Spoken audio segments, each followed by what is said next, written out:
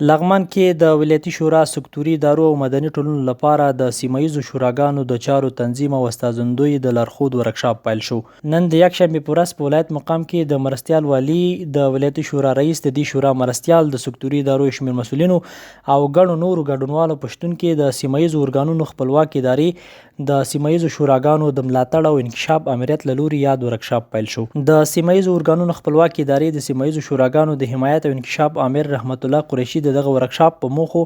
لاسته راوړنو او په درېدو هر اړخیز معلومات شریک کړل. د ولایتي شورا رئیس عتیق الله عبدالرمزي هم په خپلو خبرو کې خوښي وښوده چې د دغه ډول ورکشاپونو سره به د ولایتي شورا قانون لا ښه تشریح او د شورا غړو صلاحیتونه به په ښه ډول واضح شي. هغه ویل دغه قانون به د شورا د غړو سربیره سکتوري ریاستونو او مدني ټولنو ته هم د چارو یو ښه لارښود شي. په ورته مهال د لغمان مرستیال والي الحاج شهزاده مظلومیار د سیمهییزو ارګانونو خپلواک ادارې او د اصلاح ولایتي دفتر له مسؤلینو مننه وکړه چې د خورا ښې موضوع لپاره یې دا ورکشاپ ترتیب کړی.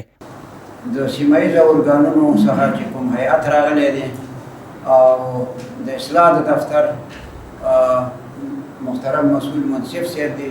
چې د دغه ورکشاپ د تاسیس او جوړولو په رابطه باندې کوم تکلیف ایستلی دی او نننی مجلس په لاره باندې اچولی دی. زه چې د ولایت د مقام په نمایندګۍ ترې ډېره مننه او تشکر کوم. خدای دې خیر وکړي. واقعیت د خبرې همدا دی کوم چې رئیس جمهور شورای ولایتي ورته اشاره وکړله، دا ډېر یو مهم مجلس دی او دا مجلس د سیمهییزو ارګانونو د چارو د تنظیم قانون په نامه باندې مسما شوی دی او کوم لارښود چې دلته پکار دی چې صلاحیتونه، مسؤلیتونه، وظایف او دندې چې شی دي د ولایتي شورا او د کومو بخشونو نه نظارت وکړي، د کومو نه کنټرول وکړي، دې ته یو لارښود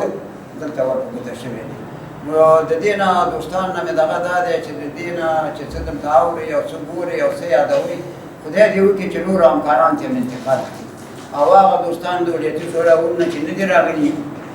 د ولایتي شورا رئیس صاحب، معاون صاحب د دغه ځای نه چې کوم نچوړ او پرشردا او هغه کوچ راټولوي، هغه باید هغه نور نوم ته باید انتقال کړي. هغه د ولایتي شورا په ارزښت او هڅو د معلوماتو شریکېدو سربیره